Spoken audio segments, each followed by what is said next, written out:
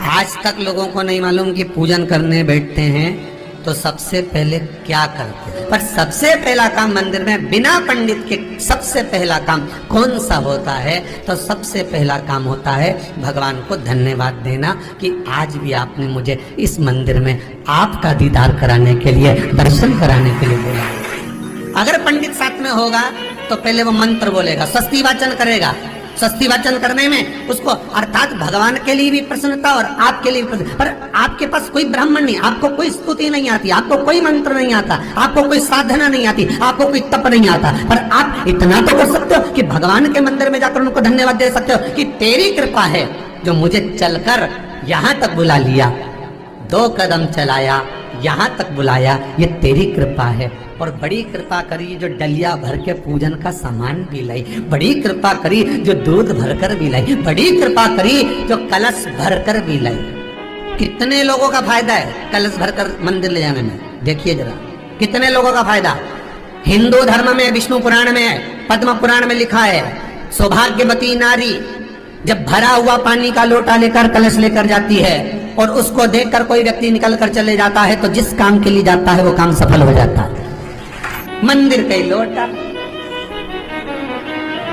मंदिर का ही पानी, सिर पे पल्लू लेके हर हर महादेव, बस शिव जी के चढ़ा रही और इतने प्रेम से रिझा रही। अब फ्री का पानी था तो एक लोटे में मन भी नहीं माने। अरे करा तो भगवान के सम्मुख में पहुंचकर अगर आप जल का पात्र भी लेकर जा रहे हो, भरा हुआ लेकर जा रहे हो, तो कितनी प्रसन्नता की बात।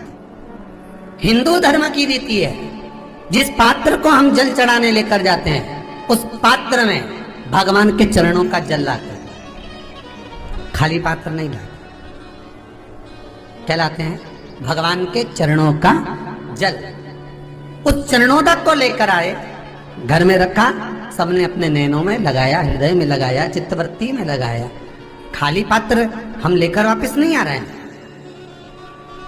शिव मंदिर में जब जब जाओ, जल चढ़ाने के लिए जाओ, पात्र तुमने शंकर जी को पूरा पानी चढ़ा भी दिया तो शंकर के चरणारविंद का थोड़ा सा जल पात्र में डाल के भले 2 बूंद लाओ, 4 बूंद लाओ, इतना सा लाओ, पर लाओ और उसको पूरे परिवार के नेत्रों में जब लेकर आए हो चरणों तक तो लगाओ।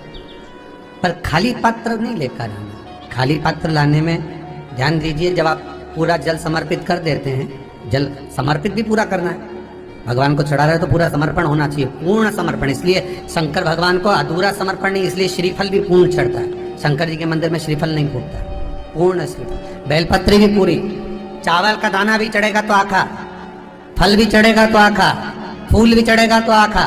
भगवान को कोई चीज खंडित नहीं चढ़ती, शिव जी को जल भी चढ़ेगा तो पूर्ण। जिस जल को चढ़ाने के लिए लेकर गए उसको बचा कर नहीं लाना है शिव मंदिर में से, संपूर्ण। क्योंकि भगवान के चरण की रज जब हमारे घर में प्रवेश करेगी तो हमारा आत्म कल्याण तो स्वतः ही हो जाएगा। शिव करुणा कर ही देंगे। पर कई लोगों की आदत रहती है, और आपने भी गलती करी होगी, गए होगे, चढ़ा कर भी आए होगे, पूरा पानी भी उंडेल कर आए होगे, चढ़ा भी दिया, छोड़ भी आए, पर लेकर नहीं आए होगे। कई लोग गलती कर जाते हैं और फिर बाद में कहते हैं हम तो इतने साल से पूजन कर रहे हैं, भगवान हमारी सुन ही नहीं दिया। तो भगवान के मैं तो तैयार बैठा, पर तू नहा के चली जा, लेके तो कहीं जाए। तो भगवान थोड़ी ना कहेगा कि तू मेरे पास में आए तो मेरे चरण की रज लेकर जा। भगवान थोड़ी ना कहेगा कि मेरे पास में आकर तू ये लेकर जा। भगवान तो कहेगा मेरे पास में आया है, मांगना कुछ मत, बस मुझे जो स्नान कराया है मेरा चरणों तक लेकर जा, छीट दे पूरे घर में, संपदा भरना मेरा काम है। जहां मेरी चरण की रज पहुंच गई वहां संपदा स्वतः पहुंचती है, मैं वहां पहुंच जाता हूं। तो चरणों तक ले जा। पर लोग ले जाते हैं, पूजन करते, कलश भी उंडेलते, जल भी चढ़ाते, पर आते समय खाली लेकर आ जाते। भगवान को इतना बुरा लगता, मेरे दरवाजे से खाली जाए, मुझे कितना बुरा लगेगा। जो आए वो भर कर जाए, भले 2 बूंद लेकर आओ, पर उसमें चरणों तक थोड़ा सा लेकर अवश्य आए। उसी तरह जल चढ़ाने के बाद हम जब लेकर आते हैं पात्र के अंदर, ये उसमें उसकी बरकत है। गर्ग संहिता में दूसरी चीज कही, उसको भी समझ लीजिए।